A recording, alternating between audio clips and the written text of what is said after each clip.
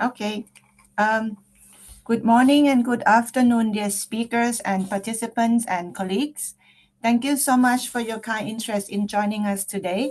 I'm Tani from 10YFP Secretariat, and it's my honor to MC the dialogue. The 2-hour regional dialogue is to promote the consumer rights for sustainable lifestyle in Asia. This is the joint effort and within partnership between UNEP 10YFP Secretariat and Consumers International. And it's my pleasure to announce that there is another dialogue organized on Thursday for Latin America and the Caribbean. So it will be conducted in Spanish. So please help us promoting the event. And these two dialogues are part of the series of the webinars happening during the Consumer Rights Summit. And I would like to invite all of you to explore more online events for your kind consideration to participate and share with your network. We have 2 hours ahead of us in which we will hear a lot from our experts and professionals from Asia to share their knowledge, experience, policy, and aspiration to link these very important areas together, which are consumer rights and sustainable lifestyle. And the session will tell us how these two areas are very important and significant for the just and sustainable future. Our program today, we will start with the welcome and opening session. And then it will be followed by the first technical session where we will have two regional policy experts to share with us their experiences. And after that, we will have a small but compelling panel discussion that we have privileges from very experienced professionals in the region with us sharing their real experience in how they promote the consumer rights and sustainable lifestyle. And then we will have our regional colleagues from Asia Pacific office to conclude the dialogue for us.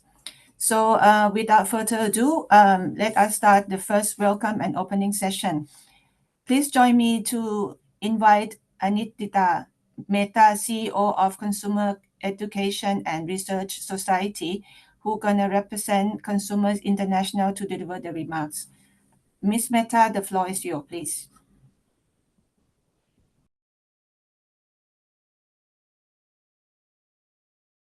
Mehta, you are mute.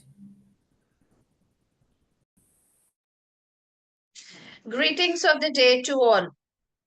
Thank you very much to everyone for joining this important dialogue today. And special thanks to the One Planet Network for their efforts to lead this important session. As you all are well aware, that Consumers International is a global federation of consumer groups with over 200 members of organization in 100 countries, advocating for consumer rights and building a fair, safe, and sustainable marketplace. I am Dr. Anandita Mehta, COO, Consumer Education and Research Center, India. I am the council and board member of Consumers International. As you are all aware, that the theme for the World's Consumer Rights Day this year is a just transition to sustainable lifestyle, which is crucial from a consumer's point of view because it ensures that the shift towards environmentally friendly choices doesn't or shouldn't burden individual or communities, upholding their basic rights and needs while providing a shift towards sustainability rather than imposing hardships during the transition. Essentially, it means everyone has access, availability, and affordability to sustainable options without being left behind. In 2024, the UN Environment Assembly passed a resolution on promoting sustainable lifestyles as ways of living, social behaviors, and choices that minimize environment degradation while supporting equitable socio-economic development and a better quality of life. So, according to UNEP, even if 1 in 8 people in the world adopt simple actions, global carbon emissions can be reduced by as much as 20%. Now, this aligns perfectly with India's flagship program, Mission Life, which shows the importance of behavioral change and consumption choices in driving energy transitions. Addressing lifestyle change can reduce 40 to 50 70% of the GHG emissions by 2015, and this is according to the IPCC climate change sixth assessment report. So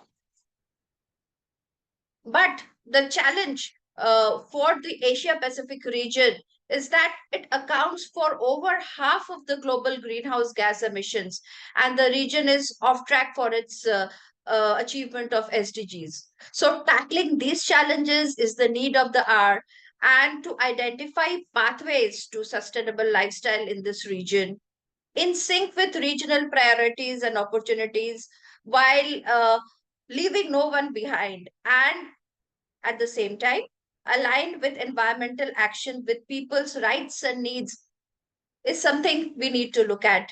And in this session, we will delve into this with our experts. Thank you. Thank you so much, Ms. Mehta, for your kind remarks from Consumer International. So now please join me to welcome Ms. Adriana Zacarias from UNEP. She is the Global Coordinator for Finance and Economy Transformation.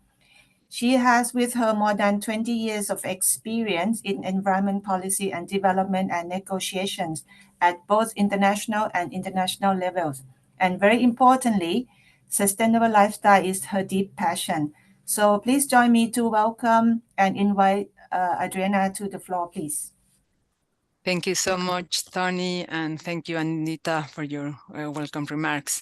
So on behalf of UNEP and the One Planet Network, let me also welcome you all to this regional dialogue. We are very happy. We are celebrating today the World Consumers' Rights Day, which for me is a double celebration. Why? Because it is focusing on a just transition for sustainable lifestyles. And I will explain why for me it's a double celebration. But first, let me also express my great appreciation to Consumers International for the long-standing partnership with UNEP, in particular with the 10YP, the One Planet Network. They are co-leading a global program on consumer information and really not only advocating, but implementing action to protect consumers, to provide reliable information. And I'm also very happy to have representatives from India, to have our dear colleague Rita Khanna, advisor of the Ministry of Environment, because last year, as Anita already said, India was championing this UNEA resolution on sustainable lifestyles. And it was a great achievement to have it endorsed by all member states in the UN Environmental Assembly.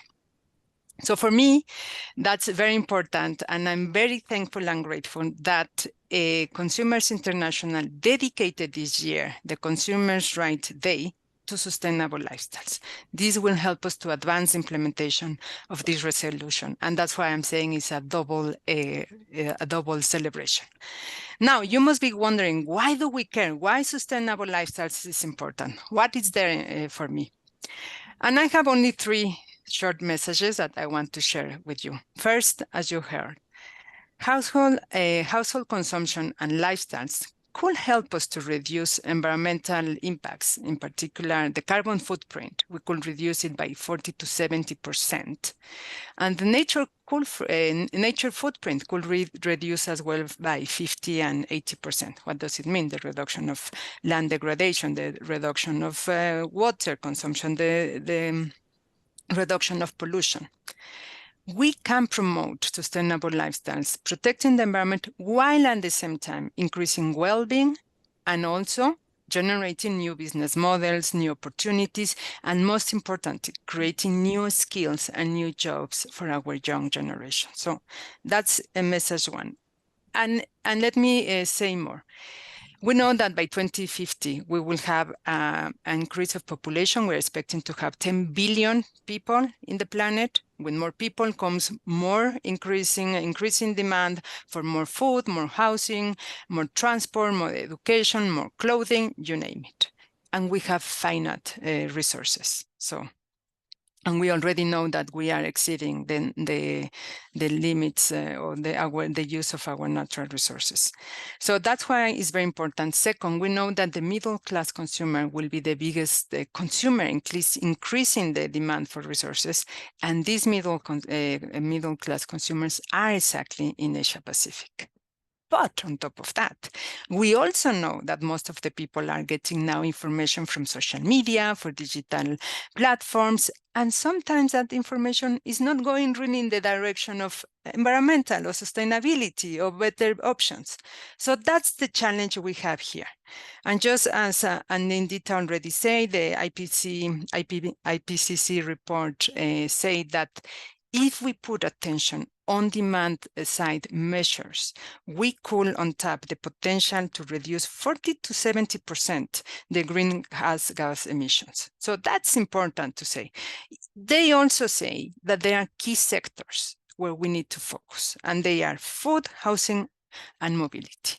If we focus in these three sectors, we can gain more. So let me now also say, what is lifestyles? Our definition, simple one that we have, is that lifestyles are considered a way of living, social behaviors, and choices that minimize environmental degradation, meaning they minimize the use of natural resources, CO2 emissions, waste, pollution, while at the same time they are supporting socioeconomic development and better quality of life. And this leads me to my second message. Lifestyles is not an individual choice. It is a collective choice. And our lifestyles are embedded in the way we are designing our societies, our economies. And colleagues, this is very important, and I think that was one of our best lessons learned, and in particular me. I've been 30 years promoting sustainable lifestyles, sustainable consumption and production, and often we thought that, it's about awareness raising and education. But no, because if we give more information to consumers and they know that their actions are having a negative impact in the environment, but yet they don't have accessibility to the solutions, you generate frustration. And what do I mean? And Tony, if you can help me to show project one image, they say that one image talks more than 1,000 words. What we have learned, and it's very important to say, is that our individual decisions are embedded in the way we have shaped our economies, our societies, and also the system provision. They are facilitated by institutions, norms, and infrastructure. And if you look at this figure, basically what you see is, okay, there's an individual making a decision, right? But that decision really is based first on the system structures. What are the type of policies that we have, regulations, market pricing, infrastructure, technologies? Then where is my social identity, my belongingness, my culture? And then I make my decision, you see? And then what you also see is that if we want to influence more behavioral change, we need to focus more on the system structure. Thank you, Tony. So I hope this is very clear. And let me illustrate. Let's say we are promoting sustainable lifestyles for transportation, and we want people to start using more public transport, non-motorized, or maybe move to electric vehicles. The first thing we need to say is affordability. Is the public transport affordable and accessible to all? Do we have the right infrastructure? Yes, it's very easy to say to people, hey, don't use your car, use your bicycle. Do they have safe infrastructure for cycling or for walking? Is our cities really designed in a sustainable way? So I hope with this you understand how is this enabling infrastructure that we need to create for people really to embrace and move towards sustainability. My third message and last is we are also talking that it is a human right to have a clean environment. And a clean environment has to go together to the right to have access to the right information and to have access to sustainable and healthy products and services. So this is very important because we have seen now that sustainable lifestyles or sustainable products has become, maybe people think, oh, this is for the high income people. This is, why? Because sustainable products often are more expensive. So low-income families cannot afford that. Or again, maybe the sustainable solution like sustainable transport is more expensive than the other. So it is not yet the norm. So we need to make sure this is a right to have healthy products, that I know the food I'm eating is not full of toxics, harmful chemicals, or the clothing that we have is not really full also of harmful chemicals. So how do we provide that information? How do we make sure that these solutions are affordable? And this is very important also, and I want to highlight the importance of reducing inequalities. We know that most of our population are still facing extreme poverty. Very sad to see that year by year, the social inequalities are increasing to the point that today it is calculated that 1% of the population has nearly twice as much wealth than the rest of the population. So we need to reduce inequalities. We need to help people lift from the poverty and meet their basic needs. And one way of doing that is also promoting more sustainable lifestyles that will reduce the use of natural resources, the pollution, but can also increase the well-being and solutions for others. So these are the three messages. So the right for a clean environment is the right for sustainable, healthy products, and also affordability and accessibility. And lastly, just to say, we are really happy to say that there is a strong and a growing global commitment in promoting sustainable lifestyles. This is not something new. It is already in the SDGs, SDG 4, SDG 12, and again, now in the UN resolution, and also thanks to Consumers International, we are having that discussion. We want to hear from you on what are you doing. I'm very happy to see private sector, government representatives, happy to see my colleague Magnus from Hot or Cool Institute, and of course the young people who are the drivers of change that will be sharing their experience. And I invite you all to be not only an observer, please share with us your ideas, your initiatives, your concerns, use the chat, raise your hand. So with this, I stop and I hand over to you, Tony. Thank you. Thank you so much. As I mentioned, she really deep passion with this issue. So it's a very good opportunity for us to have her with us today. Thank you so much, Adriana. So now we have an honor from Indian government. Let me invite Ms. Lita Khanna, advisor from the Ministry of Environment and Forest and Climate Change from India. Ms. Rita, you here with us, right? Thank you, Tuni. Yes. Yes. Let me quickly introduce you to the audience. Ms. Rita is working as a scientist in the Ministry of Environment, Forest and Climate Change, and she has more than experience of 25 years in different vertical of environment education, wetland conservation, biodiversity conservation, environmental impact assessment, and very importantly and very relevant today is Mission Life from India. So please join me to welcome Ms. Rita. Thank you, Tuni. A very warm welcome to all the participants joining this regional dialogue on consumer rights for a just transition to sustainable lifestyle in Asia. It is an honor to be here at this regional dialogue, having representation from policymakers, business, domain experts, consumer organizations, and civil societies. I extend my heartfelt gratitude to 10xFP, Consumer International, and all the partners for bringing together such a diverse group of stakeholders dedicated to shaping a sustainable future. The Asia Pacific region stands at the crossroads of economic growth. So, while navigating the environmental challenges to ensure balanced, sustainable development, there is a pressing need for just transition to sustainable lifestyles. The importance of living in harmony with nature is deeply rooted in Indian culture.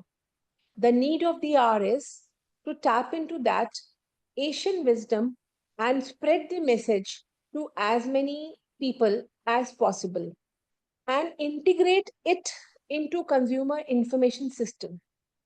To achieve this transition to sustainable lifestyle, we must ensure that sustainable choices are available, accessible, and affordable for all the consumer. which was rightly mentioned by Adriana also. At the heart of Indian traditions lies adaptability to local conditions in areas such as housing, agriculture, livelihood, water management, etc. In this context, India has taken a leadership role through Mission Life called Lifestyle for Environment, a global initiative launched by our Honorable Prime Minister Shri Narendra Modi ji. Mission Life is India's commitment to driving a pro planet approach by promoting individual and collective actions that encourage sustainable consumption patterns. Mission Life empowers individuals as key change agents, emphasizing that small, everyday actions, when multiplied across billions, can create a profound environmental impact. Mission Life envisions three phases of life towards sustainability, which is changes in demand, supply, and policy.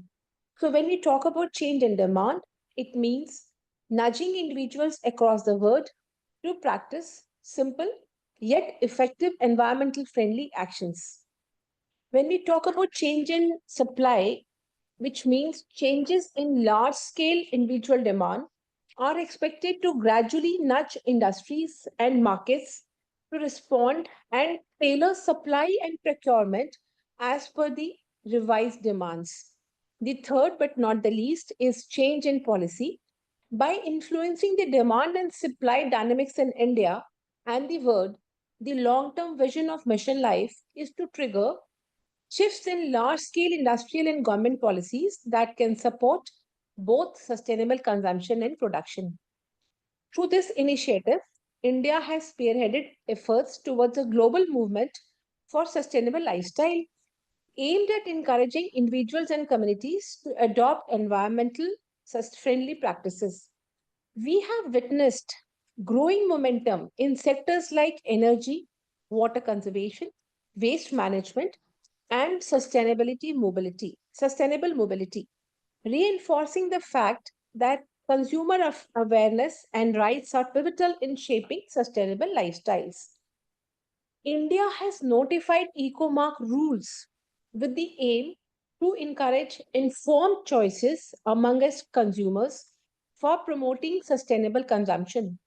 The purpose of this initiative is to empower consumers with credible information to choose products that are safer for the environment as well as human health. It is very vital to recognize the role of eco labeling and certification mechanism in enabling consumers to make informed, sustainable choices. Products certified under EcoMark not only demonstrate compliance with environmental standards but also support India's commitment to sustainable consumption and consumer protection through robust information system. While awareness is essential, enabling frameworks and supporting policies are also needed alongside. Government, businesses, and civil societies must collaborate to remove barriers that hinder consumers from making sustainable choices. This includes strengthening consumer information system, providing economic incentives, and ensuring fair pricing mechanisms that encourage responsible consumption. Sorry. As we gather here today, let us recognize that sustainable future is not just a choice, but it is a necessity. Our discussion should focus on identifying concrete strategies to bridge the gap between consumer aspirations for sustainability and its systemic enablers. We must prioritize consumers' right to clean environment, access to transparent information, and affordability of sustainable products and services. India stands committed to this vision and is keen to collaborate with regional and global partners to scale up best practices, share knowledge, and strengthen policy interventions that facilitate sustainable living. This regional dialogue is a significant step towards forging partnerships that will drive just and inclusive transition to sustainable lifestyle. I look forward to fruitful deliberations, engaging with collective action at the intersection of consumer rights and sustainable lifestyles. Together, we can ensure that sustainable choices are transitioned into lifestyles accessible to all, knowing that choices of today will shape the world that coming generation inherit. Let us move towards embedding sustainability in our lifestyles. I would like to conclude my remarks with a short video on mission life, which highlights the key points which I have mentioned in my opening remarks. Thank you. I request Tweeny to share the video.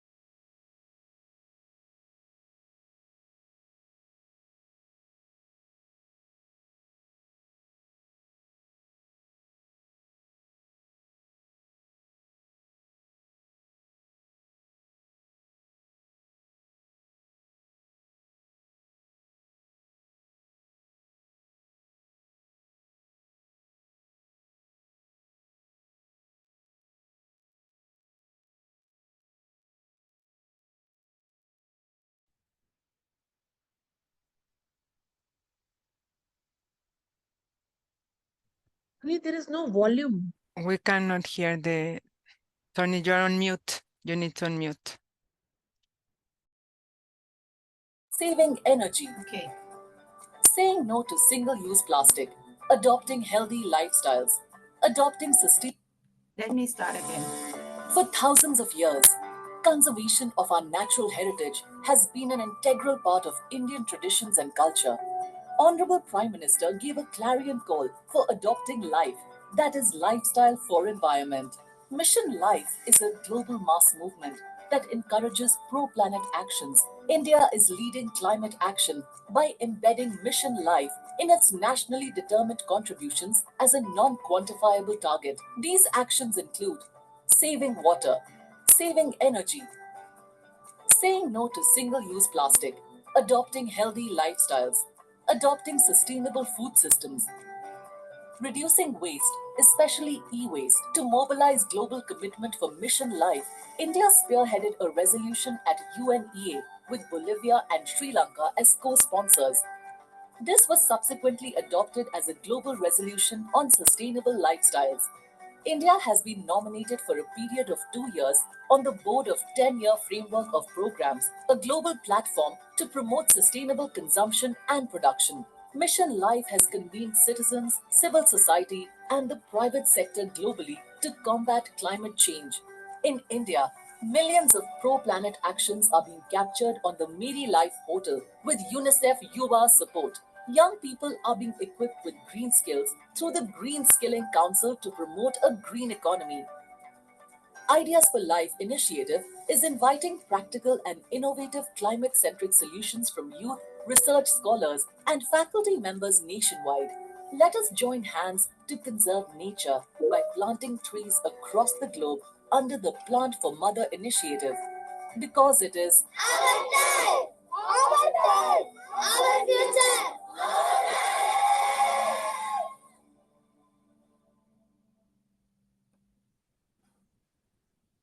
Thank you so much.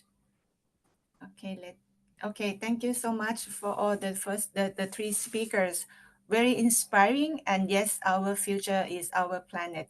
So now allow me to move to the next session, which is the first technical session that we have a privilege of two policy experts will share with us the policy experiences, what work, what doesn't work from the regional perspective. So first, let me invite Dr. Magnus Madsen. He is the policy director from Hot Oku Institute, and he wears so many key hats in this sustainable development community. He is a senior advisor to the ASEAN Circular Economy Stakeholder Forum, and he also a technical expert supporting the World Bank funded Southeast Asian MAP program, who works on plastic, marine plastic prevention and more. Magnus, the floor is yours. Thank you so much, Tony, and a big thanks to the organizers, UNEP and Consumers International, for inviting me. I'm delighted to have the opportunity to share some thoughts with you today. I'm also very grateful for the excellent welcome and opening remarks here, because that makes my job here much easier. Because many of the things I was planning to say have already been mentioned in one way or another. But allow me to put some slides on the screen and provide you with some concepts and ideas that I find useful for discussing policies and policy frameworks for sustainable lifestyles. Can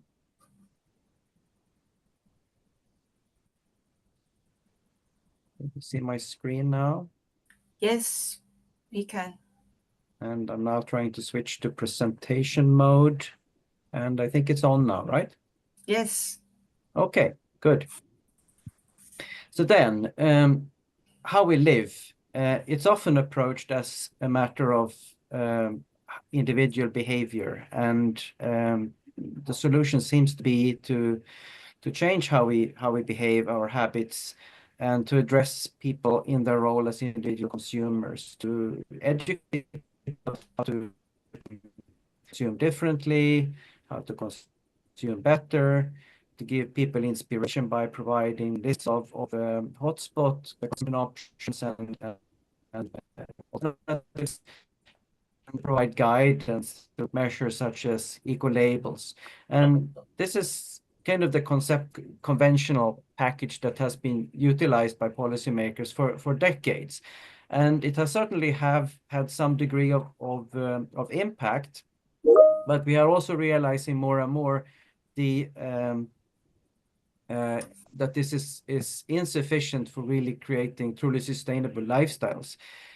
What we need to do in addition to that, not as an alternative, but in addition to working with individuals, is also to work with the surrounding systems that are shaping and enabling lifestyles. How our society is organized and how it drives currently unsustainable lifestyles, and how we can re-engineer these systemic architectures around consumers. So this is the conventional focus. What we need instead, and which is still receiving far less attention, far too little attention, is to look more carefully at systems. So this is not a matter of either or, it's a matter of doing both. So lifestyles are shaped by a wide range of factors. Lifestyles are incredibly complex phenomena. And many of the factors that influence lifestyles are beyond what we can influence directly as individuals. They are, as Adriana emphasized, the result of collective choices and government policies, social norms, investment decisions that are really beyond our control. We can conveniently group these factors into three main categories: people's attitudes or motivations to do something, the infrastructure that enable us to do certain things, things like transport infrastructure. If there is no public transport, we cannot use it, of course. But the same applies to many other types of consumption and lifestyle choices. But in addition to this, the motivation and the physical availability of better options, we also in many cases need facilitation of some kind. We need to make it economically possible to adapt better options. We need to have information. We may need to build the skills and the know-how to behave in certain ways. there's a variety of facilitators that are often needed to trigger the change, even if options are available and people are motivated. So working with all of these three, the attitudes, the facilitators, and the infrastructure, policy frameworks need to address all of these factors in order to be effective. Just working with the motivation and telling consumers what to do is typically has very limited effect. So an approach that we are often championing at Cool, where I work, is what we call a choice editing approach, which is about shifting the marketplace from providing high impact options to providing better alternatives. And to do that, we need basically three different moves. We need to do three things. We need to edit out the bad options. We need to remove them maybe entirely from the market. We need to ban things that are not good for us and that are not good for the environment. Or we need to regulate them. We need to price them out, making them unaffordable. And we need to provide information about the negative aspects of these undesirable options. But this will, of course, shrink the space of available options. So we also, at the same time, we need to edit in better options through regulations, through financial mechanisms, through public procurement, by funding R&D programs, to gradually shift the marketplace towards providing better options than we do currently. So when we do this kind of restructuring of the marketplace from worse to better options, there is a big risk that people with low incomes will not be able to adopt the better options, and they will suffer when we try to edit out the bad options. So for that reason, we also need to have a third mechanism in place here to safeguarding the ability of everyone, especially low income and disadvantaged groups in society, to satisfy their needs. So these three moves are part of what we call the choice editing approach to lifestyle changes. And what we are aiming at here ultimately is to create a fair consumption space where needs can be met both equally and sustainably. And to do that, we need to address simultaneously both the overconsumption to discourage or to get rid of very high impact consumption options and excessive forms of consumption, but at the same time also working with underconsumption, make sure that decent living standard can be achieved universally.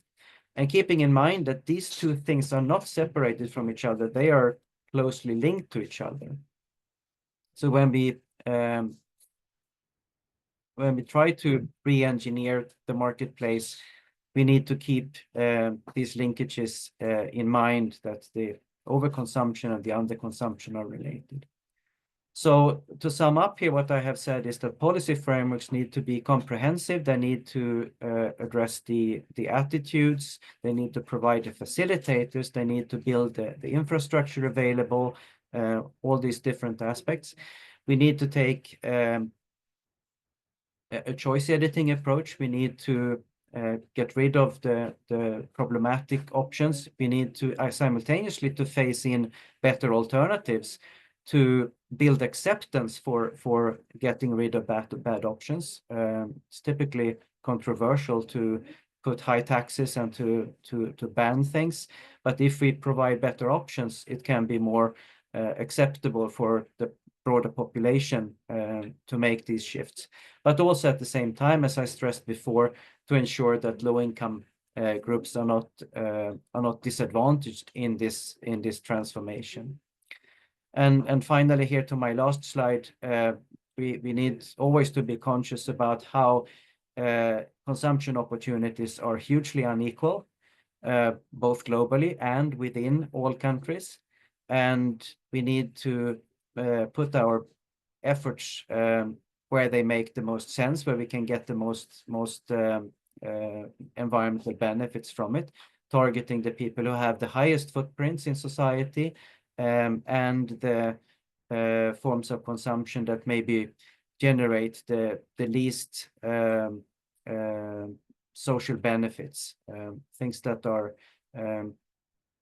excessive and luxury options that we as a society maybe cannot afford in the current situation that we are in the climate crisis and with the triple ecological crisis. So with that, I end this input. I hope these concepts and ideas will stimulate the discussion among the panelists. So I hand back to you, Tani. Thank you so much, Magnus, for sharing very systematic thinkings on how these particular three areas are connected, and also highlight a sufficiency approach for transformational change. Choice editing and safeguarding is very important, meaning this is not only about individual decision. We need enabling conditions to secure our sustainable future and also a sustainable planet. Before I invite my next speaker, participants there, please interact with us to the slido.com. The link has been shared in the chat box, so please share your thoughts, questions to any speakers with us, and we will have the session before we end the dialogue today. And next, please allow me to invite Ms. Wang Jing from China Environmental United Certification Center. Ms. Wang is a Sustainable Procurement Cooperation Coordinator at IGPN Secretariat, which stands for International Green Purchasing Network. She also a member of a coordinator desk for One Planet Network's Sustainable Public Procurement Program. Ms. Wang, the floor is yours.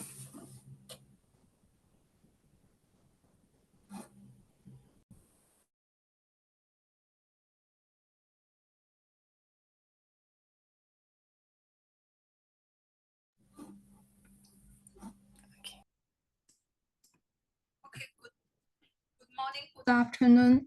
I'm mostly thank you for having me on. And mostly I worked in the sustainable public procurement program, another program of One Planet Network focusing on SDG 12. I'm pleased to take this opportunity to rethinking the purchasing behavior on the perspective on the consumer side. And I will reflect some definitions and take a glimpse of China practice of China ecolabeling's green printing practice, and share some implications with you together. Yeah, I will share the screen. Could you see the screen? Yeah. Yes, we can do. Yeah. Okay. Consumer was defined as a natural person, just as you and me. We all consumers, and we all have the rights to enjoy the non-hazard products, and also have the responsibility to promote the just equitable and sustainable social development. So in this case, there have the principles in the national level, at the policy in macro levels, and also have the legislation, labels, information, and the training and education in the implementation level. So that's the initially multi-factors to affect the consumer behavior. China environmental labeling green printing practice is one of the three successful labeled regulatory practice in China so far. Actually, it begins in 2010. And we can see this picture, the two ministers, one from the Ministry of Environment and one for the Publication and Press Minister, sitting together, sign cooperation agreement. This is the symbol for China green printing. For the government side, conveys the very strong symbol to the society. Actually, before this signing agreement, they have made several pilots for the green printing in several manufacturers and in the industry. So follow up the agreement in 2011, they issued an action plan focusing on the implementation of green printing. It included the scope and identified the very specific scope for green printing, and also set up the target, that is in 5 years, 30% of the printing process are green, and use the fundamental technique such as standards in 3 printing process, and together with certification as an approach to fulfill this. Together with this fundamental policy, they have policy, have target, they have requirement for the government, and they have tangible and concrete approach to fulfill it. And we together they made some promotion and campaigns relevant to this, such as awarding and training and education, things like that. So how is the result after 5 years and so far? In the whole picture is they have 1.3 billion textbooks of compulsory schools, that is primary and secondary schools textbook are green printing textbook, and more than 60% of the business bills, that is relevant 20% of commercial bills are now certificated in green. And the publishers have switched to green purchasing. And also for the business side, the process are upgrading and turning to the low carbon and less hazard producing process.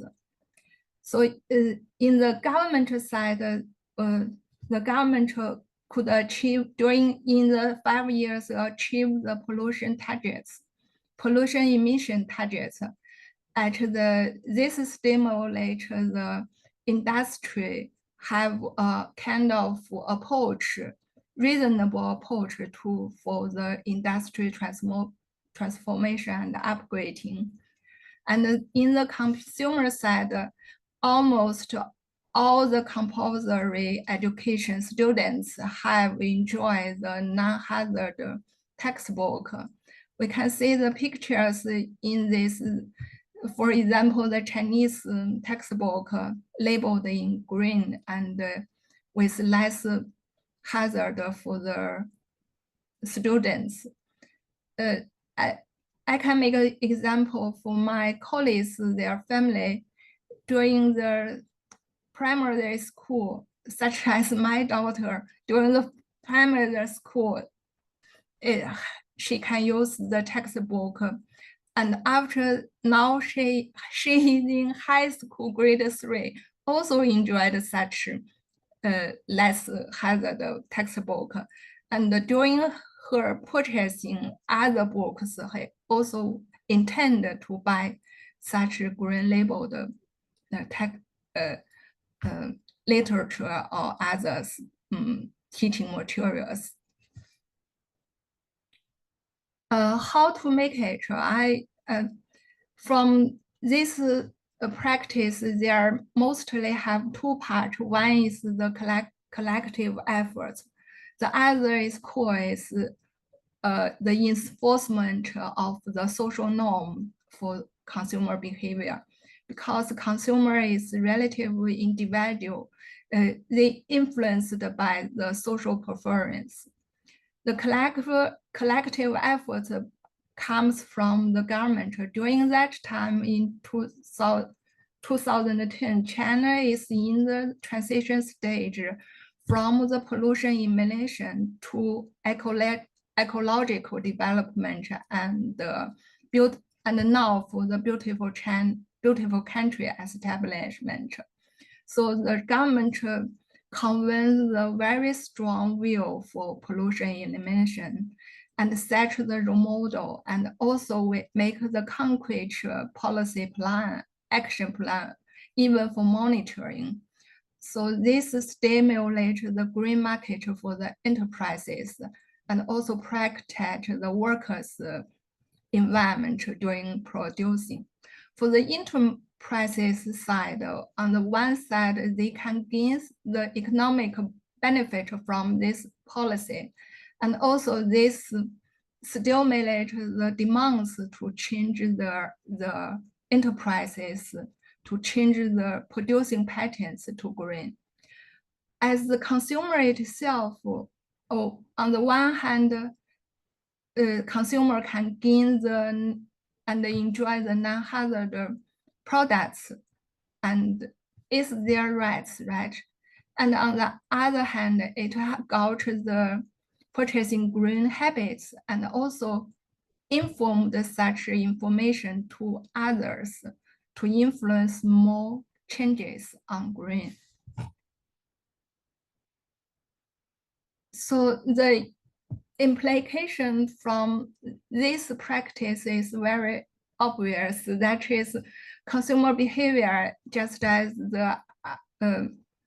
others, as us have the common understanding on this, is really a complex system, always influenced by multi-factors, just like a sustainable development goals. However, in this multi-factors scenario, they also have some parts quite relevant to the targets. So in the implementation level, the most relevant factors will be two sides. One is whether it's really helpful to advance the social norm. This part is similar like the use the celebrity icon something to stimulate a kind of movement. On the other hand, is based on the enterprise's participation for the industry. That is in simple, that is market readiness. At the policy level, policy always works. Policy could not work leave it alone. It works have power and also have limitations. It works always in the different condition at the they have uncertainty at the different scenario, and it depends on who and how. The opportunities always comes from the national priorities, and also the government common will, and also whether the industry readiness for this transition. For the industry, it's like the soil for green transition. When the opportunities are met, such as they can gain the benefits, they have technical available, and also the policy works with the incentive for innovation. On these factors working together, the industry would support the policy and make the transition happen. All in all, I would say the regulatory practice always effect depends on the practice more. In this logic, our organization long-term engage in the public and private. We doing China environmental green labels, environmental labelings, and also we serve our countries such as now ongoing for the waste-free city building, low carbon development, and also for the green transition. Internationally, China Environmental United Certification hosts the Secretariat of International Green Purchasing Network. We're working with the environmental friendly products and the service and link this to the green purchasing activities for the regional green sustainable consumption and the production transition. That is I would like to share with you, and thank you for your time for listening. Thank you so much, Ms. Wang, and thank you for emphasizing that this is a collective effort to make a change, and behavioral change is very important. So before we move to our panel discussion, can I invite the speaker from the previous session and also the panel member to switch on the camera? We can have a quick photo shooting together. If you all please switch on your camera, please.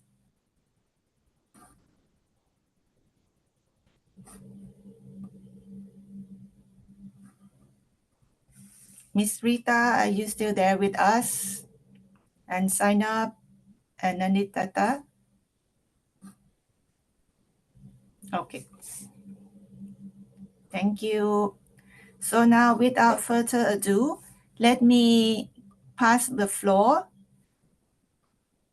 to Hino Jose, the thematic focal point for green economy and resources. He represents Children and Youth Major Group to UNEP. He is a young advocate, professional, and very passionate with international relations and sustainable development issues. So, Jose, the floor is yours. Thank you. Tony, for moderating the first segment. I think because of time constraint as well, I think I have to be a bit strict with the time control later on to all panelists. So my name is Hino Samal Jose. I'm from the Children and Youth Major Group to UNEP, thematic focal point of green economy and resources, as introduced by Tony. So welcome to the panel session. Well, first of all, I would like to emphasize that this event is basically convened also to discuss and establish a strong shift to a more sustainable practices and systems of consumption and production in high impact sectors in Asia. And of course, I think we should also align our discussion today to the policy issues, to the advocacy issues. Especially, we have major environmental agenda that will happen at the later part of this year. For example, the COP30 of Paris Agreement, UNIA 7, and then others, including also the World Summit for Social Development that will be held in Qatar.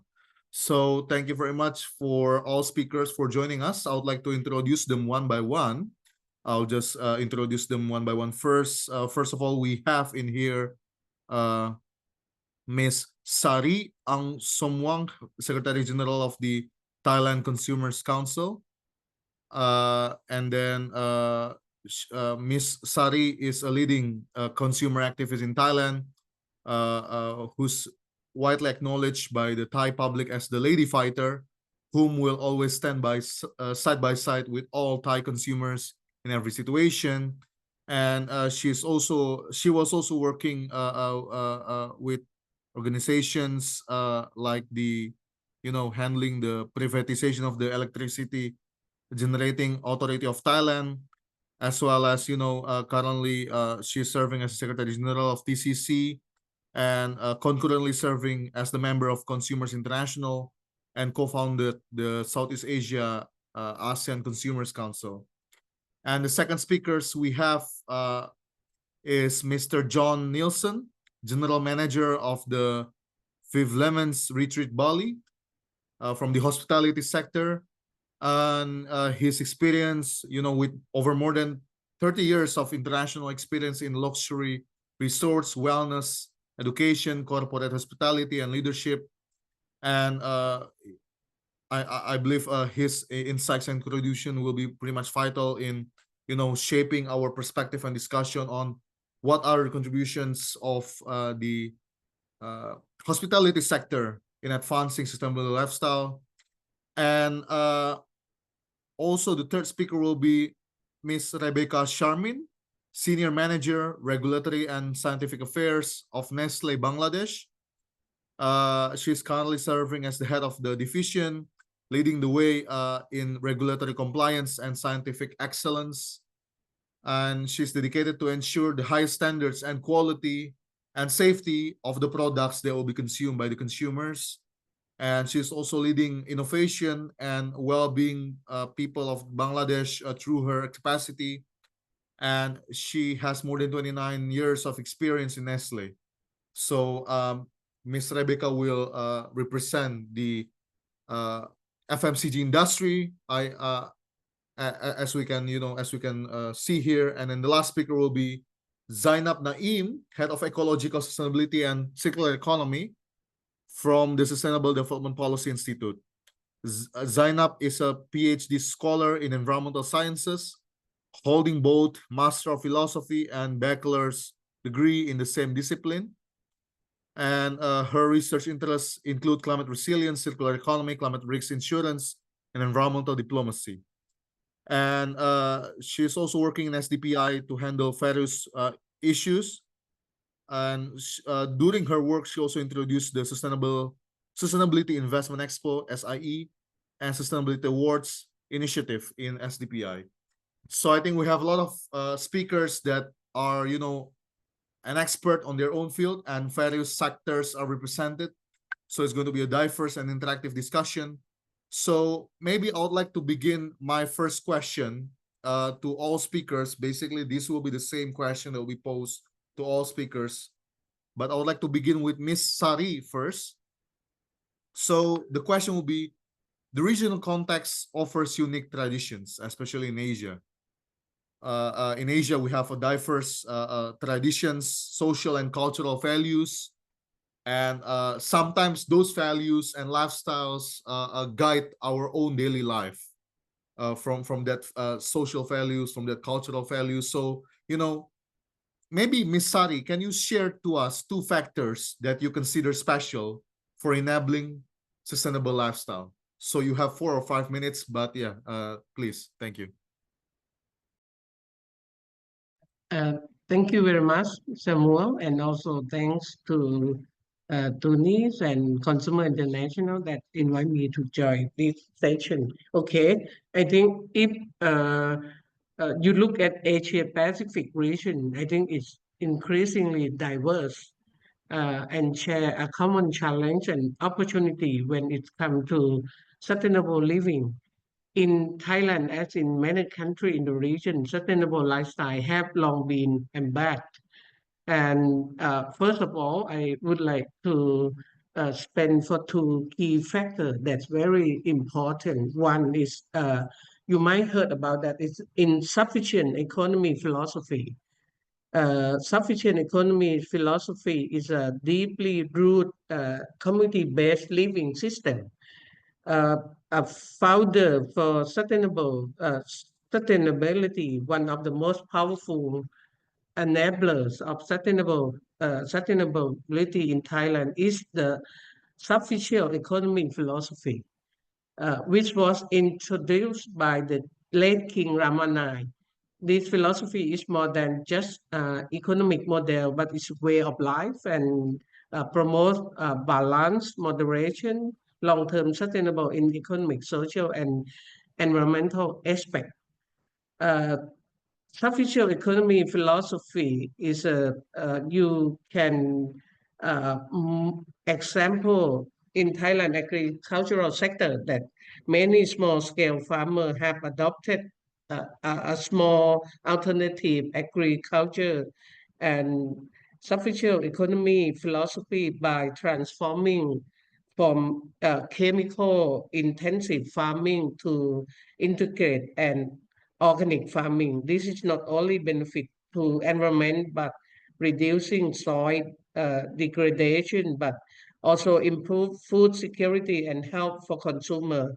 When farmers implement this model, they produce food in a way that support biodiversity and reduce waste and ensure long-term sustainability, directly contributing to a just transition towards sustainable food system. Not only the philosophy, but I mean that a lot of NGO were working on alternative agricultural path right now. Since I think among the ASEAN community, we are the production food.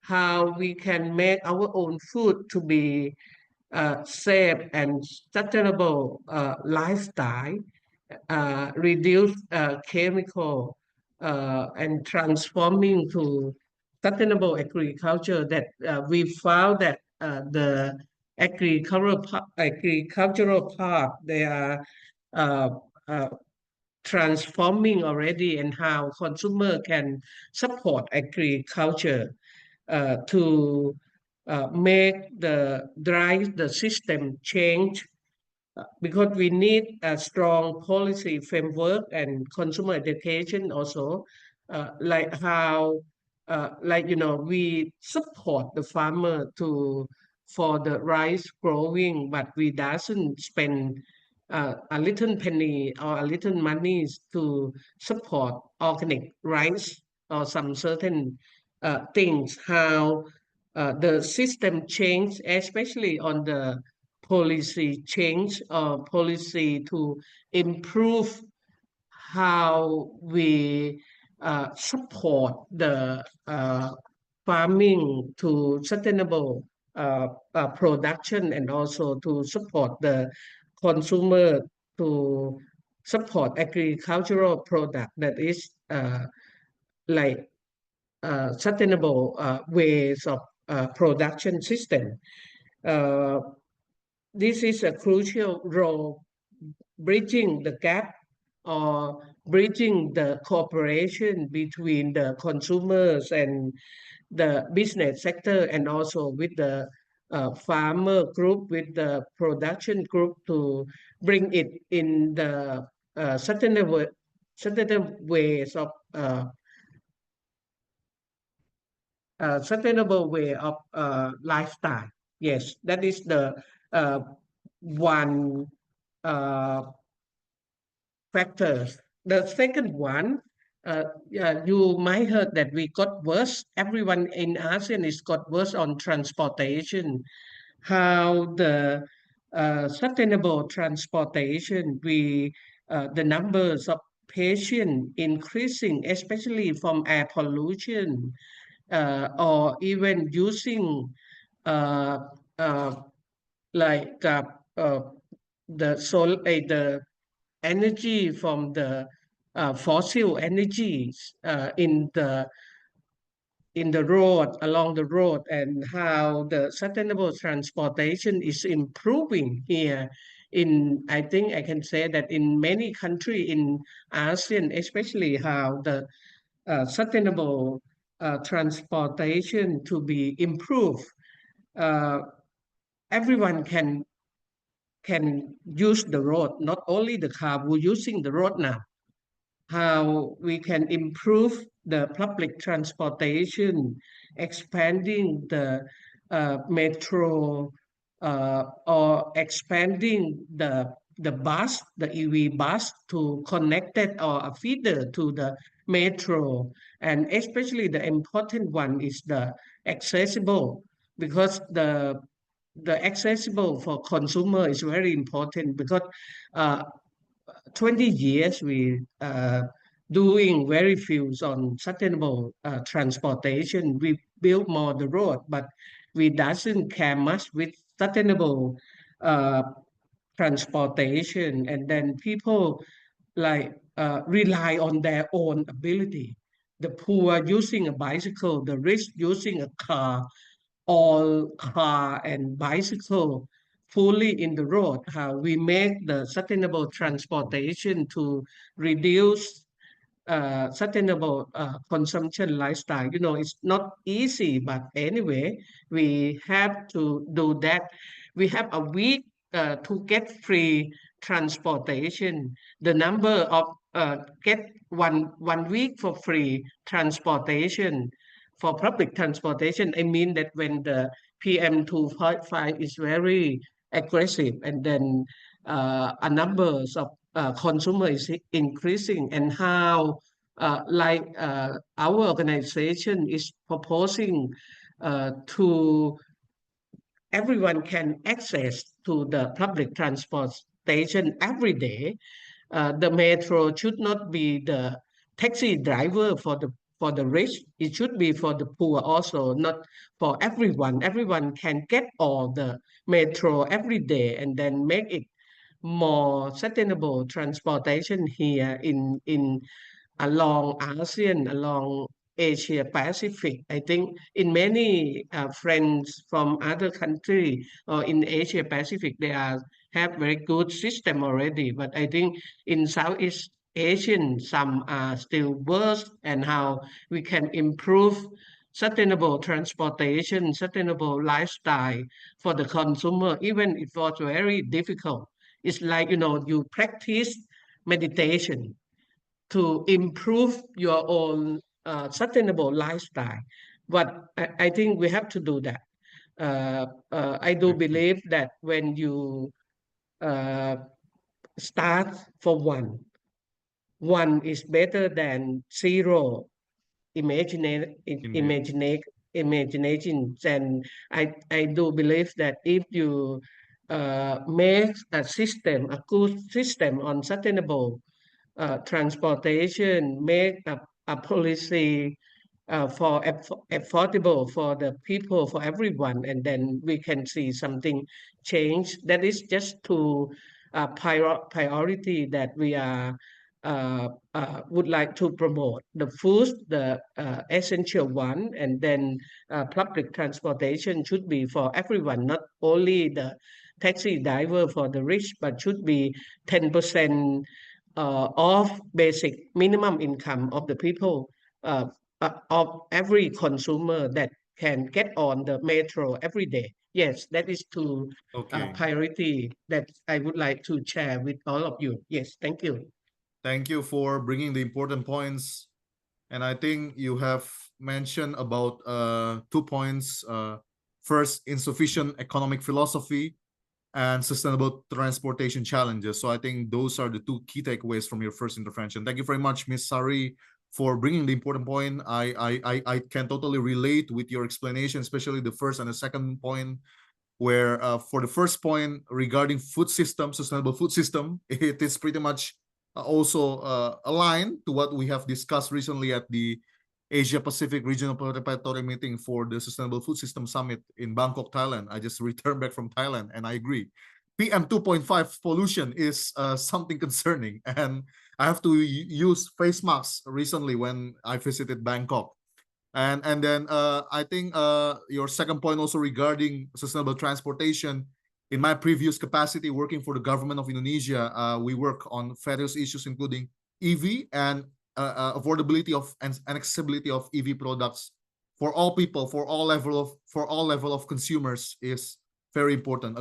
I agree to your point. Thank you very much, Ms. Sari, for bringing the first intervention. And now I would like to move forward to the second speaker. To Mr. John Nielsen, I think Bali is a very great place to work. It's a dream for everyone, including me, Gen Zs. Well, maybe you can tell us maybe from your experience working in the hospitality sector. So what are the two factors that you can conclude when we are trying to promote sustainable lifestyle, especially from the lens of hospitality sector? So yeah, thank you. Sorry, you're still muted, sir.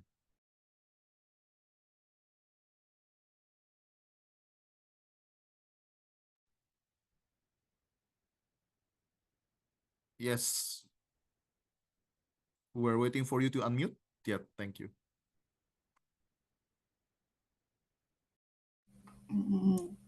We cannot hear you, John. Can the admin help to unmute the microphone?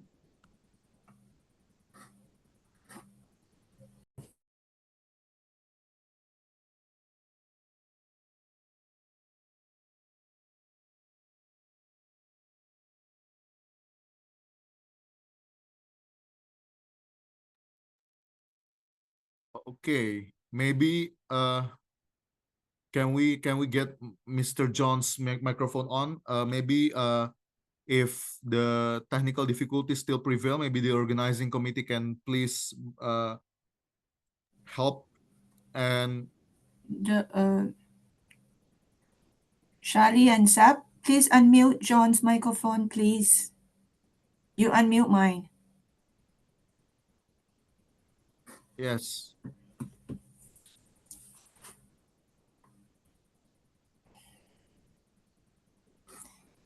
If not, can I propose to move to Okay. Rebecca first? Maybe we'll Sure, try. yes. Thank you. So maybe we can hear from Miss Rebecca Sharmin from Nestle Bangladesh. So same question to you, two factors regarding, the regional context, on tradition, social and cultural values that relate to sustainable lifestyle.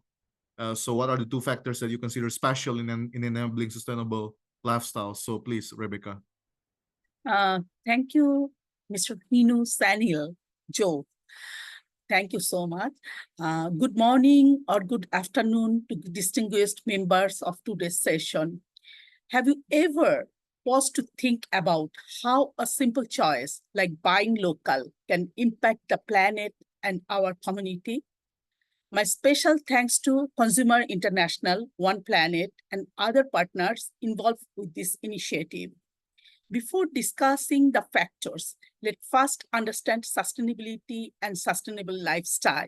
Sustainability refers to the ability to maintain or improve processes or systems over the long term without depleting resources or causing insignificant harm to the environment, society, and or economy.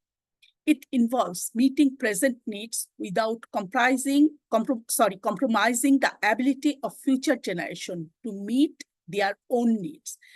In practical terms, sustainability is often categorized into three core pillars like environmental sustainability, social sustainability, and economic sustainability. Now, moving on to the sustainable lifestyles and factors enabling sustainable lifestyle in the regional context of Bangladesh. A sustainable lifestyle refers to a way of living that minimizing negative impacts on the environment, society, and economy, while promoting a balance between present need and need of the future generation. It involves cautious choices and actions that aim to reduce resource consumption, minimizing waste, and prioritize social and environmental well-being. As I belong in food industry, my perception of two key factors of sustainable lifestyles are resource conservation and cautious consumption. In case of resource conservation, a sustainable lifestyle focuses on conserving resources by adopting practices such as energy efficiency, water conservation, waste reduction. This includes using renewable energy sources, reducing water consumption, recycling, and composting, and choosing products with minimal packaging or made from sustainable materials. By minimizing resource consumption, individuals can contribute to a more sustainable future. Now come to cautious consumption. Sustainable living involves being mindful of consumption pattern and making informed choice. This includes supporting local and ethical businesses, opting for environmental friendly products, and considering the social and environmental impact of purchases. By practicing cautious consumption, individuals can reduce their ecological footprint and promote sustainable production and supply chain. Together, by embracing our traditions and making mindful choices, we can pioneer in lifestyle that not only sustain our future, but thrives in harmony with our values. In the food manufacturing sector, sustainable practices like using energy-efficient processes and reducing packaging waste not only help the planet, but also resonate with consumer. Supporting local and environment-friendly supplier benefits consumer and the environment. For example, in Bangladesh, food manufacturers can reduce food waste, optimize water use, and adopt energy-efficient technologies. They can also source ingredients from local farmers who use eco-friendly practices.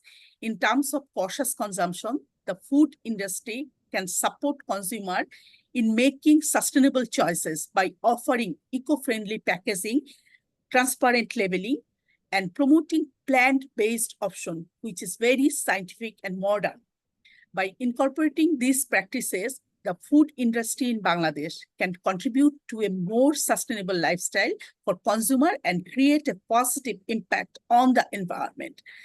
By integrating example specific to Bangladesh, such a traditional practices like you all know, rainwater harvesting or the use of jute products as an alternative to plastic, and highlighting local initiative by supporting handmade goods by rural artisans and using locally sourced organic food or natural food, you can make the concept of sustainable lifestyle more relatable and actionable.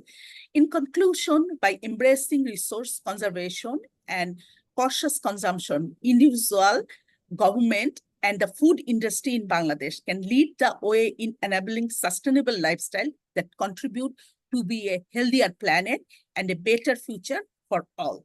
Thank you. Thank you very much, Rebecca. So I noted two factors from you: resource conservation and cautious consumption. Thank you very much. So Mr. John is back. So John, can you hear me? I came back from the dead. Great. Thank you for the revival. It was a great miracle you did there. So John, yeah, back to you on hospitality. So two factors that you learned from your experience. So I think, I mean, to also further extend my job. So I'm also the director of sustainability for the Bali Hotels Association. So we're dealing with 170 members, where we this year have become signatories to the United Nations Global Plastic Tourism Initiative, because it's really about an island that comes together. And as many will be aware, Bali is fashionable. Everybody wants to come to the little island.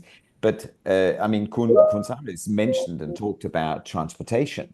So, you know, there is some real challenges with tourism on a global scale. And we've seen this in Venice, we've seen it in Barcelona, in many countries, that tourism is really struggling to basically get balanced. So the Balinese live with a wonderful philosophy called Trihita Karana. And in some sense, it's a sustainable, very much a sustainable philosophy, because it talks about being good to the gods. So, of course, that's a spiritual aspect of Bali. But more importantly, it also talks about being good to nature. And Rebecca mentioned and talked about having a plant-based style lifestyle. So that has, of course, benefits. And as a nutritionist, I say it has benefits for your body. But also, actually, it has enormous benefits, as we talked about with methane gases. We talk about with everything that we grow through animals. So it has tremendous benefits. And one of that concept, the Karana, basically says being good to nature. So it's kind of how we treat the environment. And the last one of that three circle is basically being good to humans. So it's also adapting that lifestyle. And Kun Saris mentioned about you know, transportation. And that's one of our challenges in Bali. And I think that's one of the challenges that tourism on a global scale. So it's really about re-education. So one of our philosophies throughout Five Elements, but definitely also one of our philosophies in the Bali Hotels Association, is really about creating education and an education platform. Because as you educate, you then start educating young people who may just simply not have learnt those fundamentals at school. And during the last 24 months, it's been one of the big focus that we've had. So part of that, of the initiative, of the plastic initiative, is actually about educating children. It's actually about educating staff members how to cut down on the plastic usage. I was in a very fashionable Starbucks-style cafe in the town of Kintamani, and the town of Kintamani is located up in the Balinese highlands. Fabulous, fabulous views over Mount Batur. I mean, a beautiful, beautiful spot. And we sat down in this very beautiful design cafe. Amazing, amazing spot. But what do they serve? I ordered a black coffee. We were 20 of us together. We'd been on a trip to the other side of the island. And there they serve the coffee, the lattes, the cappuccinos, with a tray, the coffee, and a small plastic bottle. So that's exactly where we have that. The mindset simply has to change. Governments have to put much, much stronger rules in.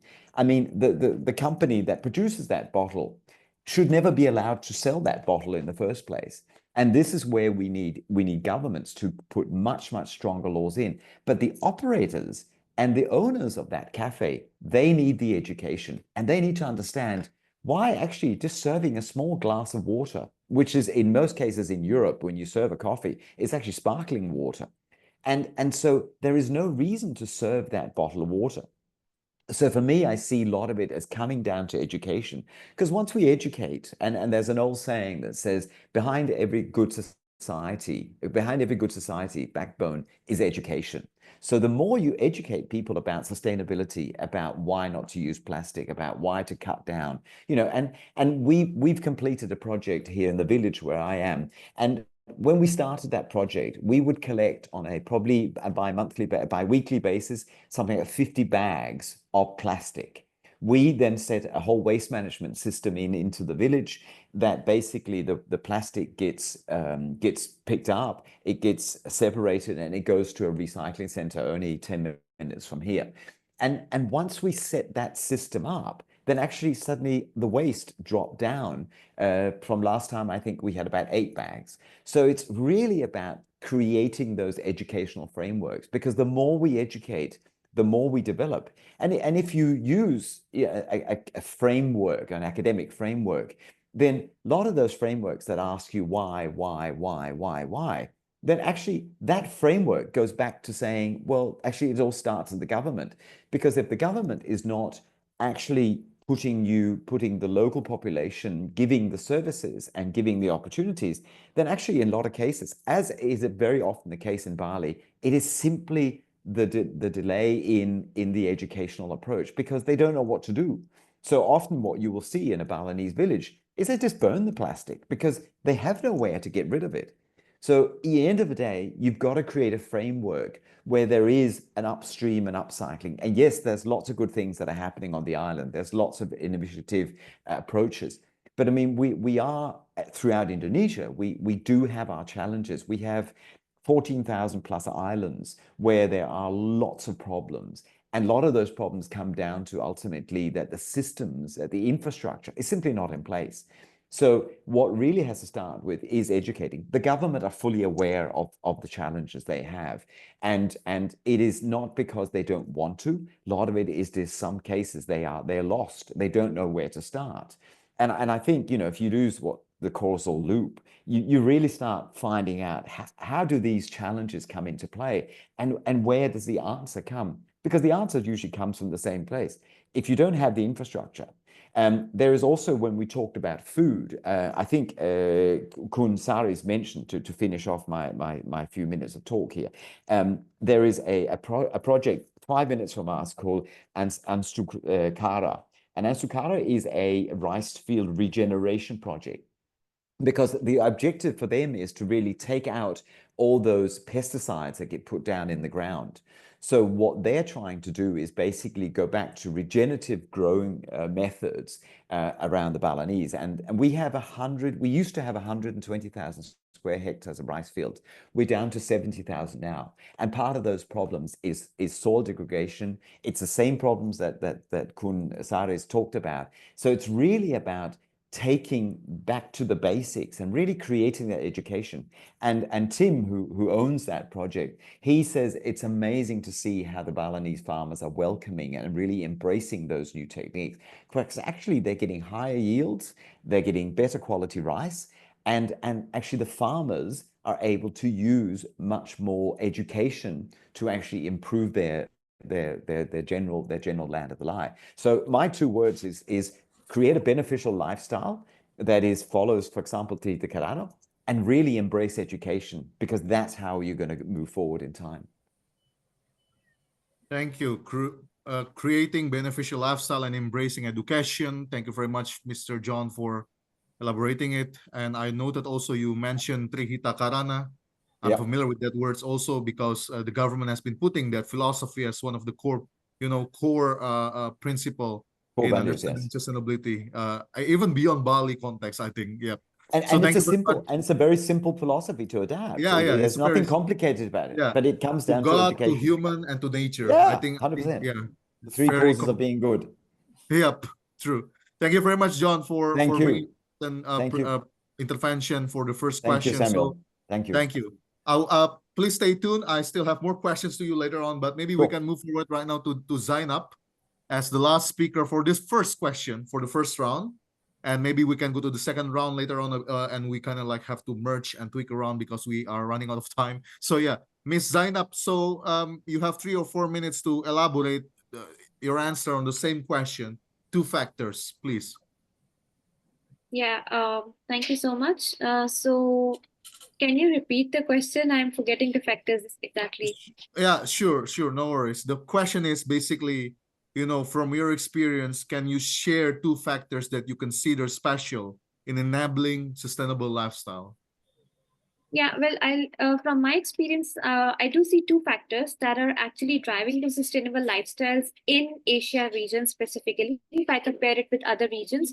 And interestingly, it's sustainable lifestyles is something that's deeply embedded, within the culture of Asia region, and it is connected with the culture and the religious aspect, and also the kind of lifestyles or the living patterns we have, because in Asia region we are living not in nuclear families, rather we have multi-generational families living in a single household. So that is how they're sharing the resources. And then coming towards the religious and spiritual aspect, if you see different religions, they are connected with the nature, and conserving natural resources is part of each and every religion that is being practiced in Asia region. Apart from that, coming towards my first point, as I mentioned, the multi-generational families living in a single household. So if I talk about let's just say one aspect that is related to the clothing. So one dress gets passed on to the younger sibling and then to the youngest sibling. It's a general trend that is followed in Asian households, right? So a clothing item or a dress gets reused again and again. Apart from that, coming towards, since I'm from Pakistan, so used textile trade is very, dominating trade in the South Asian countries. And then Pakistan is one of the leading importers of used textiles. But here we don't have used textile waste as a crisis. Why? Because there's a demand for used textiles, and people like to buy cheaper clothing items and then reuse those used textiles again, passing it down to the generations. And then even those textiles don't get wasted.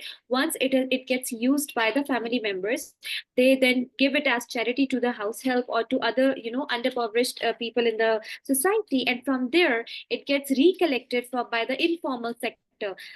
That gets reused as a filling for the brick kilns, for fueling purpose or as a furniture filling. So when we map this value chain, we were surprised to know that this is such a circular value chain that we have in the region. Apart from that, I think another important aspect is the gender aspect that gets attached to it. So I would like to connect it with the informal sector that we have in the Asia Pacific region. Women are the key environmental managers, whether you're talking about household, whether they are the ones who are involved in the waste picking aspect, whether they're the ones who are involved in the recycling aspect. So if I talk about Asian societies, so you see women from middle income class or lower middle income class, they are the ones who are involved in recycling, whether it's textile recycling, whether that's packaging recycling, or anything that's linked with recycling. So they're the ones leading the game. That's if I talk about Pakistan, we have 74% of workforce in the informal sector that is led by women. So I mean, they are the ones who are driving the sustainable lifestyle, and they're the ones who are leading the sustainable lifestyles and promoting it. So again, they are the ones who are not very much mainstreamed at this point, but they are the ones who are fueling the debate around sustainability. So when we are talking about sustainable consumption and production patterns, connecting it with our religion, culture, and the social aspect is very important. I think we have some really good practices that needs to be integrated when because urbanization is there, overpopulation is there. So we need to keep on the traditions that we have, the cultural aspect that we have, continuing with our faiths and continuing with the Gen Z, their lifestyle and pop culture as well, because some best practices needs to be carried on for the future, so that we continue to retain the sustainability that is getting lost day by day because of the pop culture that we are adopting from the West. I think Asia region represents some of the best practices that we have. So again, another important aspect, just I'll be closing down because I think other speakers have shared very interesting stories and very interesting debate. So another important aspect, if I see the factors, the policy factors, and connecting it with the behavioral change, I think one thing is the carrot and stick approach that needs to work out when we are talking about controlling the unsustainable patterns and then connecting it with the behaviors. The carrot stick approach works in Asia region, if connecting it with behavior. If you're coming up with a policy and if you're not enforcing it and connecting it with the behavioral aspect of the population, it would never work when we are talking about sustainable consumption and production patterns and sustainable lifestyle in the region. So I think these are some of the factors in addition to the factors that I've mentioned in my personal perspective and based on my research. Thank you, Zainab. So you mentioned 2+1 factors. Thank you for giving us the bonus. So the first factor will be multi-generational, or I can say intergenerational relations that actually can promote a circular lifestyle and retaining sustainable lifestyle.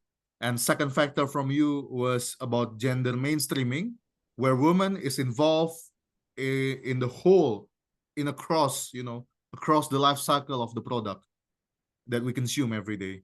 And then the third point from you, the third factor will be behavioral change. You mentioned about the importance of carrot and stick approach, controlling the unsustainable products with the behavior of the consumers.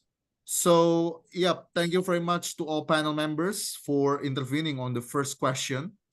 So, yeah, I see John is raising hands. You have something, maybe quick one, 30 seconds perhaps? Yes, a quick one. I just wanted to say to Zainab that when we started the waste management project in the village, the women were exactly the key people. That was what it was all about. And they were the ones who drove the project, and they had wonderful ideas. And they were the one who embraced it. And they were the one who told their husbands, this is what you're doing. So I love what you said. Thank you. Thank you. Thank you for complimenting that. Thank you. Now we're going to move to the second question. So we would like to start with Ms. Sari. As Secretary General of the Thailand Consumers Council, in your experience, do you have a policy initiative adopted by the government of Thailand where actually the Thailand Consumers Council, the TCC, has played a key role in enabling sustainable lifestyle and delivering tangible impact through that policy? Yeah, thank you very much again. TCC right now is proposed for 3 amendments of the law and 1 proposed law.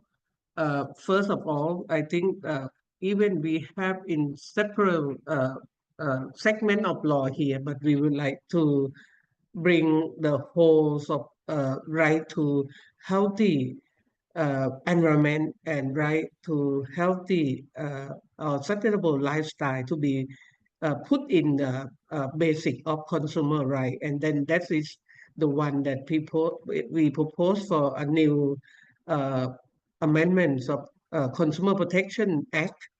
The second one is a new law that we campaign for the Product Liability Act, that is include right to repair.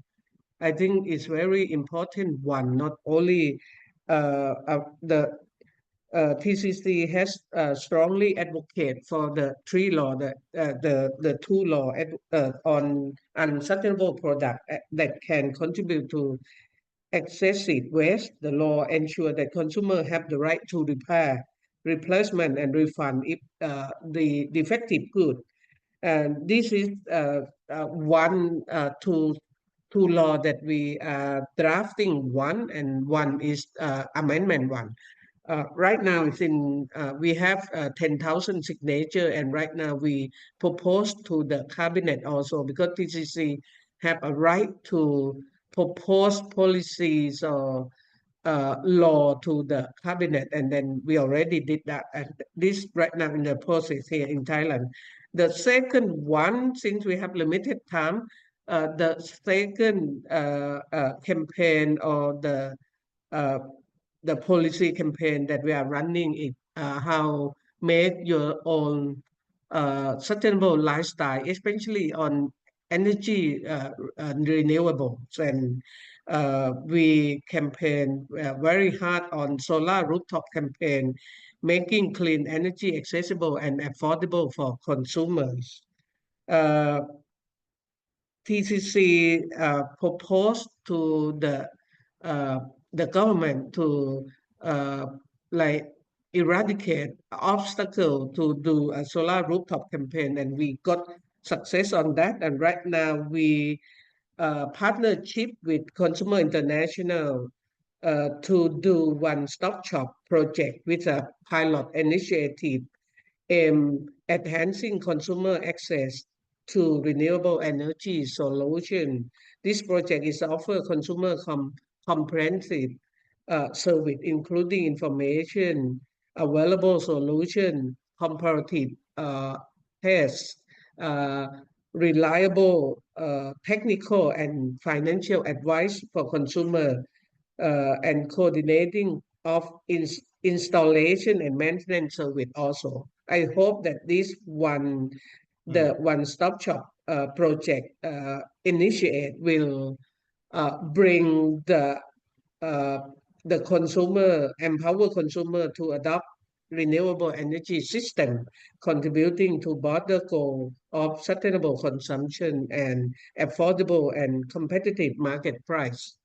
The solar rooftop advocate is subsidy and incentive of lower installation cost for household, and also fair net metering policy that we right now, if I don't know in other country, but here we try to make the government have a policy on net meterings, not the uh, but allowing consumer to sell excess energy back to the grid, and regulatory reform to remove unnecessary restriction on solar energy adoption uh, by promoting policies and that expand consumer access to solar energies. And TCC ensure that clean energy is not only an option for a high income group, but a viable choice for all consumers. The campaign also align with Thailand clean energy transition goal, reducing dependence on fossil fuel and support household energy independence. That is the way that the two campaign that we are running. Normally we have a lot of campaign, but I just give examples on two sustainable policy that we are running right now in the office. Yes, thank you. Very important. Yes, thank you.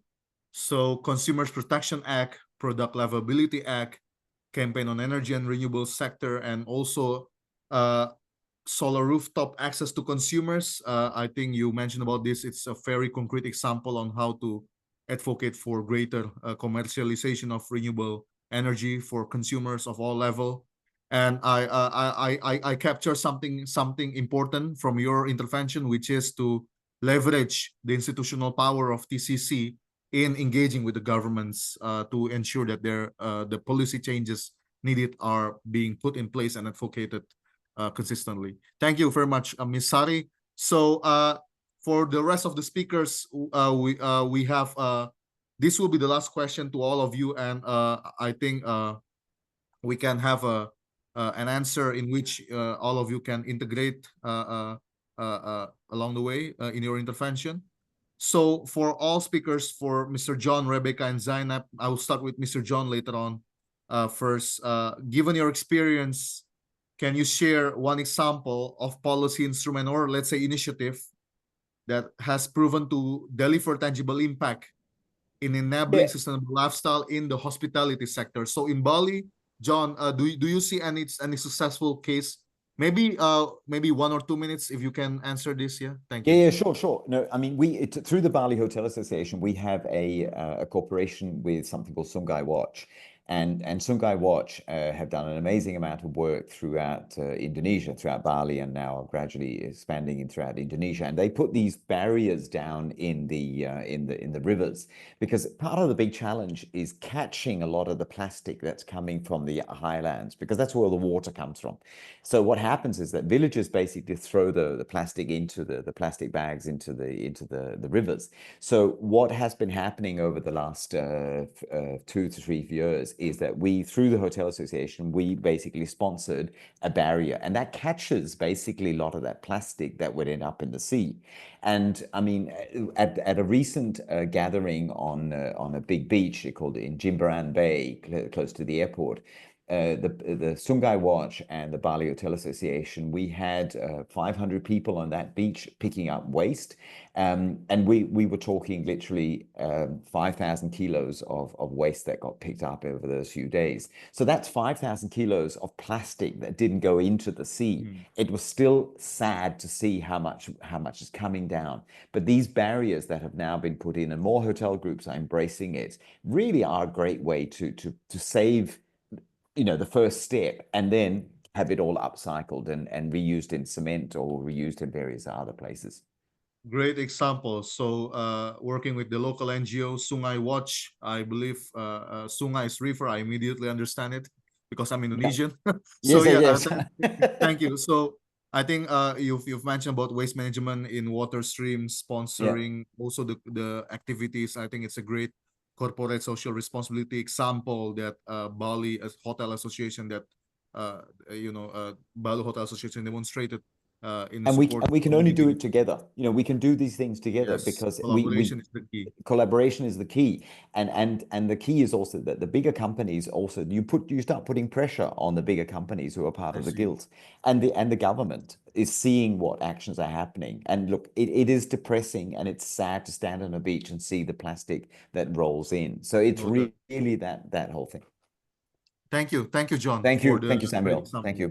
Thank you. So the next one will be to Rebecca. So representing your FMCG sector. So how about labeling, nutrients, and safety? Is there anything that you want to elaborate, Rebecca? Yeah. From Nestle? It is honored to address this distinguished gathering today. As an industry representative actively involved in policy-making initiative alongside with government, I bring a consumer-centric perspective to the discussion. I firmly believe that at the heart of all our effort in the food sector, we are ultimately consumer ourselves. And this understanding drives my commitment to creating policies and prioritize transparency, sustainability, and consumer empowerment. One impactful example policy is enabling sustainable lifestyle in the food sector of food labeling regulation implemented by the Bangladesh Food Safety Authority.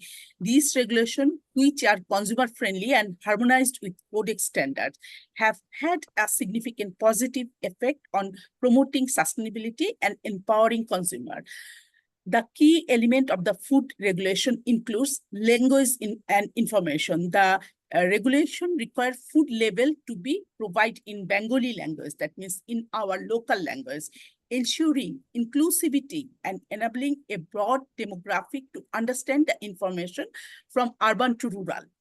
This empowers consumer to make informed choice about the product and their purchases. The regulation also mandates the inclusion of nutritional information, ingredient list, allergen information, and claims, providing consumer with a comprehensive understanding of the product.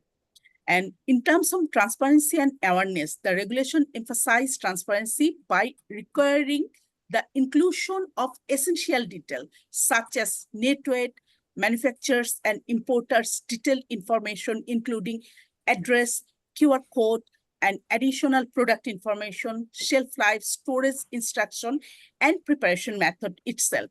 These require enhanced consumer awareness and enable them to make sustainable choice based on accurate and transparent information. Apart from this, we have also food contact material regulation under the Food Safety Act. The regulation ensured the quality and safety of the material used in food packaging, providing consumer with confidence the product they purchase. The regulation cover aspects such as documentation, material sources, instruction of proper use, everything. And we have ultimately Consumer Right Protection Act. This exists the Consumer Right Protection Regulation further support overall framework. These regulations safeguard for the consumer against unfair trade practices and provide a legal framework for addressing consumer guidance. So if you have 1 or 2 minutes, I can address the example of Nestle. Otherwise, it's okay. Maybe yeah, thank you very much for bringing it. Maybe you have 30 seconds for one example, maybe, if you can. Okay. 30 seconds for one example. Achha, yeah. Actually, as an example, I can say then one key initiative in the implementation of QR code on our product, on our all product category by 2025. The QR code will provide consumer with details insight, including sustainability measures and enhancing transparency and enabling consumer to make informed choice. This demonstrates Nestle's dedication, providing accurate and transparent information to the consumer. Apart from that, we have another initiative to put a sustainability claim on our pack, and we have taken a specific roadmap for that. And thank you so much. Lastly, I can say that together we can drive meaningful changes and pave a way of healthier and more sustainable future with government, industry, and consumer. Thank you.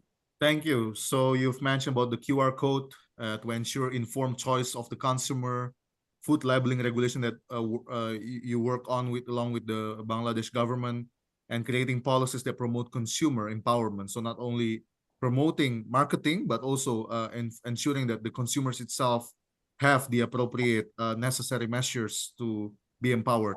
Thank you very much, Rebecca. And plus, Zainab. Zainab, I believe you are experienced as well in the research aspect regarding this issue.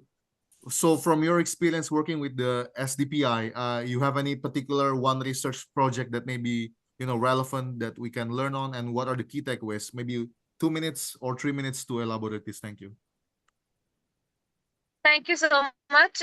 So yes, at SDPI, UNEP and IJIS with the Ministry of Climate Change for developing national circular economy policy for Pakistan. We did not have one. And another one, national waste management policy for Pakistan, which being driven by the consumer demand now in Pakistan. Interestingly, we had certain 2017, single-use polythene bags were being banned in Pakistan in different provinces and cities. But what happened then? That consumers were not being provided with eco-friendly alternatives. So it did not drive much of the campaign against single-use plastic bags. But now, when in the Islamabad, the capital of Pakistan, plastic cutlery was banned in the restaurants. So at that time, we saw a behavioral shift in the consumers. That why cutlery is being banned, because plastics is not something that supports sustainable lifestyle. So now there's a change in the consumers, that because of these bans and regulations, now they are driving towards sustainable lifestyle by reducing plastic waste. And now the local producer organizations were not very much complying with the bans and regulations and stuff. Rather, they were in a more of a mode that we can't shift towards eco-friendly approaches, because Pakistan does not have its own National Circular Economy Policy, etc. Now, Punjab province came up with the plastic waste management strategy. Initially, that was a pushback to the producer organizations because we don't have structure, etc. But that created an economy of SMEs and Okay, startups, and those are women we and lost youth. her. Thank you. Well, but we've captured most of the points, I think, elaborated by Zainab.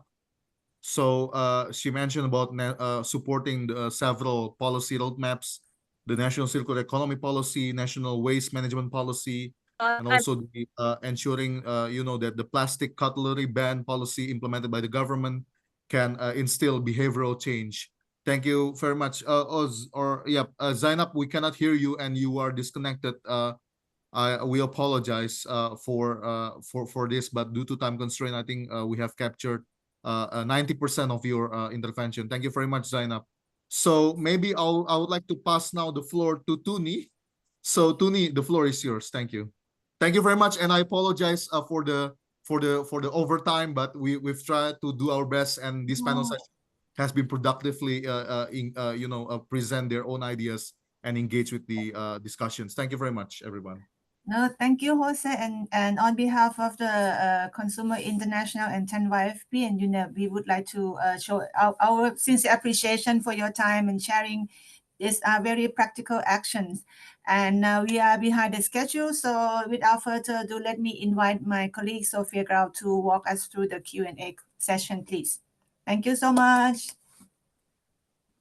Thank you very much, Tuni. So unfortunately, as we're running a bit over time, I think we might only be able to address very, very briefly one question. There were two very interesting questions by participants. The first is, do you think countries should have specific strategies for sustainable lifestyles, and which countries are leading the way on this topic? I believe we've briefly discussed a few strategies by country, so maybe we can just go to the second question, which is, how can sustainability be more affordable for consumers with low income? And I think this is a specifically interesting question. So I would like to ask speakers if anyone would like to provide a very, very brief 30-second answer. That would be great. Thank you very much.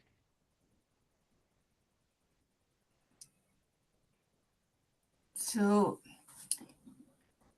any panel would like to step in to reply? I would like to answer that question because I do agree with the question that uh, the the poor should be accessible to sustainable lifestyle. Even the sustainable transportation that I mentioned, that it should be not more than 10% of basic minimal incomes of the consumer. So even the food, I took to a very serious discussion with the group working on organic product, why the organic product should be expensive.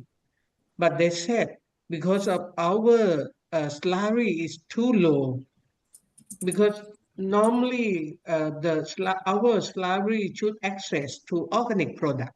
That also the argument that how we bring upon the salary or the qualities of life of the consumer. At least you can consume the organic or sustainable way of production of food, sustainable ways of sustainable transportation, lifestyle, or anything that it should be regarding to basic right of consumer. I think the many organizations scattering doing on sustainable lifestyle, how we gonna make a collaboration. I do believe that more than 10 agencies in each country doing sustainable lifestyle, how we going to do that and make a principle the low income should accessible and affordable to the basic right of the consumer in all issues. Thank you. May I have 30 seconds to focus on that point, that means the affordable product? Of course, yeah, very brief 30 seconds, and then we will have to move to the closing. Thank you so much. Yeah, most welcome. I just want to mention one thing, that means local sourcing. If we are able to sourcing our raw material from local industries, our local farmer. So that would be another option. We can make affordable product, because nowadays, most of the products we are produced in Bangladesh, the raw materials we source from outside, that impact huge cost. So we can focus on this area, and you will able to achieve the sustainable goal that would be more affordable for us in this aspect. Thank you. Thank you very much for that very brief answer. And Tuni, I can see we have a few more hands up, but we might have reached our limit. Yes, yes. And anyway, thank you so much, Sophia, and thanks to all speakers and experts who want to express. But we really running out of time, and now and to invite Sudhir Sharma, our colleague from regional office from Asia Pacific, to deliver her closing remarks and conclude the session. Sudhir, the floor is yours. Thank you. Thank you so much, Tani. It's a pleasure being here today. I would not take too long. We have already overshot our session, so I'll keep it very, very brief because what had to be said has been said. I think we had a very wonderful panel representing different segments of society with a vast experience. And I think what I can filter out of all that was said is what is key is for any product, Coca-Cola sells because there is a demand for it, and what we need to do is we need to create a demand for sustainable lifestyles. And that's where the consumers are key to it. And to be able to enable those consumers, I think what is needed is affordability, which is important because in this part of the world, a large section of population still lives at a very low level of incomes. So how do we kind of enable them to achieve a good lifestyle, but a sustainable one? I think that's where key, and that's where the second factor, which everyone talked about, came into picture, that their systems need to be created and government has an important role to play. When the consumers creating demand create a pull on the private sector or service providers, the government needs to put in place systems which enable information availability. I think on information, one is very important thing about sustainability is that we all live in urban areas very far removed from production systems. So we don't see the impacts of what these production has on the environment. And I think that's why the information package, and our colleague from Bangladesh mentioned that how Nestle is trying to provide that information. And that becomes very important in making choices, because without that choice is not possible. And then, of course, the government putting in place systems and regulations which makes the industry and service providers, or gives them the incentive to provide those services which are being demanded for the sustainable lifestyle. This was actually, I think, Tani and team at 10 FYP would have a lot of things to capture. It was very, very rich in discussions. I would like to thank all the panelists and experts who participated in this. The team would be taking this message forward into the global dialogue, and which we will see some useful kind of directions emerging which we can implement. UNEP, as Tani mentioned in its opening, has also a resolution where the countries have asked UNEP to kind of support countries on sustainable lifestyles. So this will also feed into that program, which is where the 10 FYP program works on. And I would like to congratulate the 10 FYP team as well as the Consumers International team in putting together this very wonderful and very educative session today. Thanks to you, and we look forward to a continued interaction with all of you in different forums. Have a nice day. Thank you, Sudhir, and that's conclude our dialogue. So have a good evening to all of you, and have a good day to all of us who stand in Europe. Thank you so much, and stay tuned for more events. Thank you.